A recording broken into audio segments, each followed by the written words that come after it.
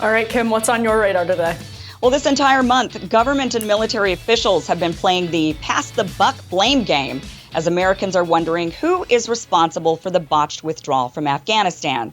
Congress has carted in for questioning Secretary of State Tony Blinken, General Mark Milley, Defense Secretary Lloyd Austin, and CENTCOM Commander General Kenneth McKenzie, while the press has pressed Biden on what exactly went wrong. Yet one by one, each so-called leader sheepishly pointed the finger at someone other than themselves while shrugging off responsibility, saying, "It wasn't me." The sheer idea that any one of them would be removed from their post or would have to resign is something to scoff at, apparently. I submit to you that perhaps we would not have had 13 service members and hundreds of Afghans killed, 18 service members wounded, and countless U.S. citizens abandoned and left as Taliban hostages if you had been more focused on your duty to this country instead of defending and pandering to the Biden administration's woke social experiment with the United States military, doing book interviews, and colluding with Chinese military officials. Yesterday, Senator Cotton asked you why you haven't resigned, and you said you were not going to resign just because the president didn't take your advice. Well, I submit to you, sir, that you should resign because of your dereliction of duty to this country and your inability to do your job and protect this country. It has become abundantly clear that the American people have completely lost confidence in your ability to do your job. General Milley, will you now resign? I serve at the pleasure of the president, Mr. Jackson. Well, one man is being held accountable. Remember Lieutenant Colonel Stuart Scheller, the Marine who, like most of us, was sickened by the chaotic withdrawal that left 13 service members and over 100 Afghans dead, as well as numerous Americans and Afghans who worked with U.S. forces behind. He demanded his superiors take accountability. Remember him? But we have a Secretary of Defense that testified to Congress in May that the Afghan National Security Force could withstand the Taliban advance. We have chairmen of Joint Chief, who the Commandant is a member of that, who's supposed to advise on military policy. We have a Marine combatant commander. All of these people are supposed to advise, and I'm not saying we've got to be in Afghanistan forever, but I am saying, did any of you throw your rank on the table and say, hey, it's a bad idea to evacuate Bagram Airfield, the strategic air base, before we evacuate everyone? Well, he's now sitting in a military jail for daring to speak up and demand someone raise their hand and say, the buck stops here, I take responsibility. He wanted someone to throw their rank on the table and say, abandoning Bagram Airfield is a bad idea. Leaving without evacuating civilians is a bad idea. And since Scheller himself was really the only person willing to throw his rank down and speak up for the many enlisted who agreed with him, he himself is the one taking the fall. Basically, the military brass are teaching him and the rest a lesson. Go along to get along and don't ask questions. You are not paid to grow a conscience. You are to promote the War Department, its leaders, and maybe one day you'll become a general and sell books or become a cable news contributor. So that's it. There's your fall guy, Lieutenant Colonel Scheller. It's him. He's to blame. And you know what? He kind of is. He's clearly the problem. The problem in this country is people like him who think they have the right to question authority. The powers that be have spoken, no matter what the topic is, from the war in Afghanistan to classified documents published by WikiLeaks, to the pandemic in Big Pharma, to protesters, to elections, to a whole variety of structural systems designed by the establishment elites. If you question it, you will be deplatformed. Deplatformed from social media, deplatformed from servers, deplatformed from society, and maybe even deplatformed from your own life. You, the one who dare question, dare challenge, dare wonder, or worse, dare sound the alarm, you are the problem. Here's Lieutenant Colonel Scheller's parents, who clearly have an understanding of this. They took away his right to post, to talk on social media, to email, to text.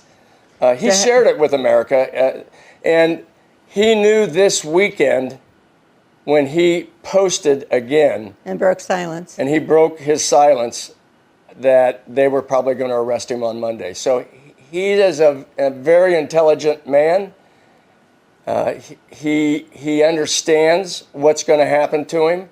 We have been, so he broke chain of command. And I said last night on a program, Tucker, his crime was speaking truth to power, and power couldn't handle it. So the real problem is obviously not Lieutenant Colonel Scheller or any other person who happens to grab an audience's attention, be it through YouTube, Facebook, or even WikiLeaks. The problem is the system that allows the powerful to silence the voices they don't like, the voices who challenge them and perhaps even expose them. Historically, people who were persecuted for their words were people who were right about something the powerful didn't want others to know. They instead would prefer to paint them as dangerous villains who must be removed from civil society for collective safety. And it doesn't look like things are a whole lot different today. There may be plenty of people we hear about who hold ideas or beliefs we don't agree with, but if they are being silenced in some way by the powerful establishment, maybe we should take a pause and re-examine what's going on. What are the elites afraid of? I mean, look at Lieutenant Colonel Scheller. Have you ever heard of him before his viral video? Who was he anyway? Why would you silence this guy? What power does he have? You see, he was gaining an audience, and that audience was agreeing with him. The little people were beginning to question authority and demand accountability and answers. And we can't have that now, can we? Truth is, these Afghanistan hearings are going exactly as planned. Congressional leaders are getting their viral Twitter moments where they get to look tough in front of voters or potential future book buyers or future cable audiences. The state and Defense Department heads have solemn faces like they're taking the whole charade seriously. But like everything else in our society run by the powerful, no one will actually be held accountable. Nothing will fundamentally change. People will forget these hearings ever existed, that the botched withdrawal ever happened, cable news cycles will be on to the next drama, and when the generals begin, which they already have, sounding the alarm of the need to go back into war, the societal elites will actually applaud it and agree. Never mind the fact that the vast majority of we little people, the American citizens, wanted out of that war. Never mind the fact that the vast majority of we little people, the American citizens, were also appalled at the failure to evacuate people earlier and the dishonesty in our government about the reality in Afghanistan. Never mind all of that. The generals will be thumping their war drums, claiming Al-Qaeda and ISIS are back, and therefore, so are we. So you see, nothing has fundamentally changed. The establishment is too big to fail. There will be no accountability for the elites, and instead, it's the little guy holding the bag. Now, I would like to see some change in this. I would like to see at some point, finally, whenever we have these disasters, whether it be like a housing crisis and the big banks are being carted in and asked questions, whether it be student loan fiascos or the withdrawal in Afghanistan, how they failed to evacuate the citizens early because they were saying, well, the Afghan government didn't want us to. I would like to see some change here, but I don't know, guys. I mean, do you think that there's ever going to be a shift where the buck actually stops at the top, that they're actually the ones held accountable? Do you see that shift ever happening, Ryan?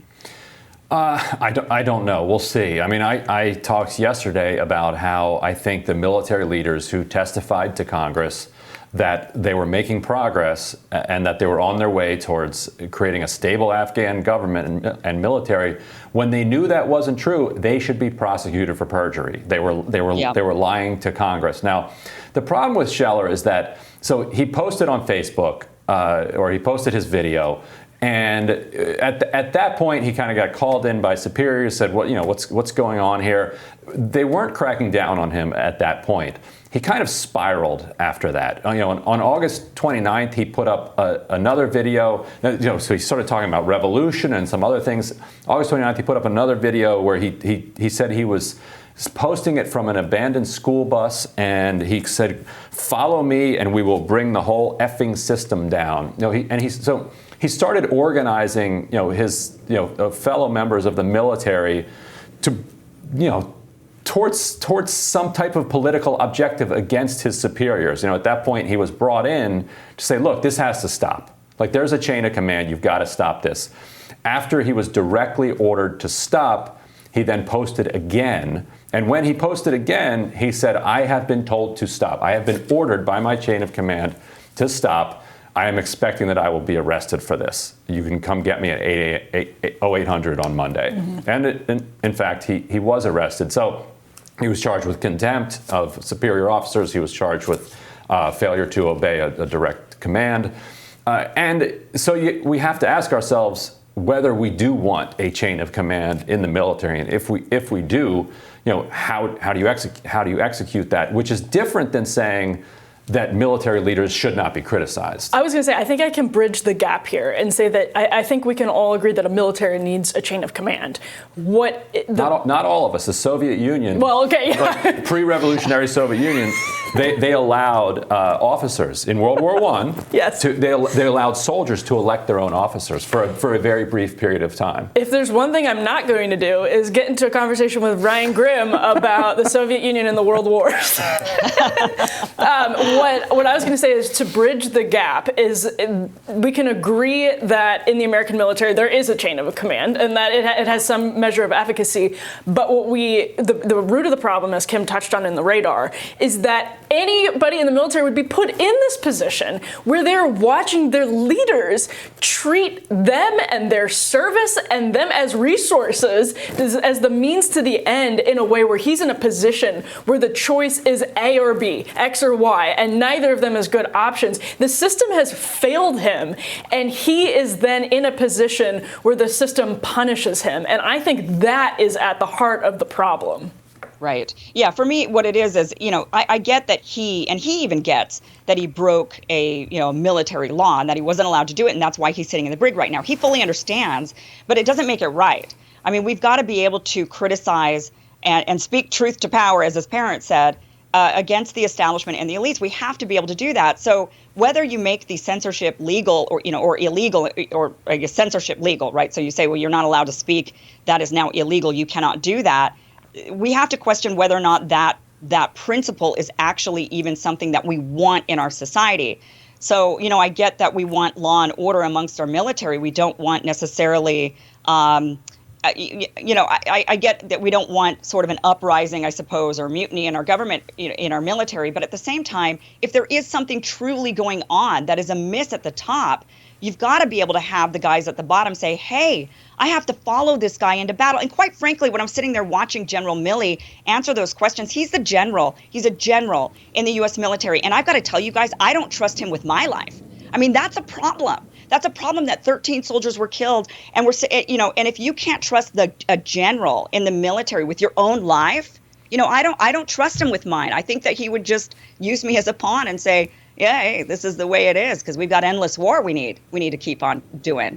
So that is very, very problematic. And that's why we've got to have this shift in everything. And it's not just in the military, but it's also, of course, with YouTube and their censorship, or Facebook and Twitter, and and then just society actually cheering it on and saying yes, and even excusing it away, saying absolutely, you're not allowed to speak you're not allowed to speak your mind. And I think if you do, you're punished. Yeah, actually, and I think if we could get kind of revolutionary democratic control of the military, we're allowing soldiers to elect their own officers, and having it operate that way, that could be a better still way. A chain of command, but yeah, chain of command, yeah, right. A democratized chain of command. What would be more likely to happen in our country is a military dictatorship if we allowed the military to venture into politics in that way. So that's the concern that I would have there. They're getting there. Yeah, we're working. I think it's a good idea. You can call China, give them a heads up. I think it's a good idea. Because you got to be able to follow these guys into battle, right? So you've got to trust the person that you're following into battle. So they should be allowed to elect their own officers. But they started voting not to go into battles, and even the kind of revolutionary government was like, turns out if you let soldiers choose whether or not they're going to get killed and kill, they choose not to. I feel like we're like Elon Musk on Rogan right now, just taking a hit of the doobie. Whoa. Thanks, Kim. No, we'll have more Rising right after this.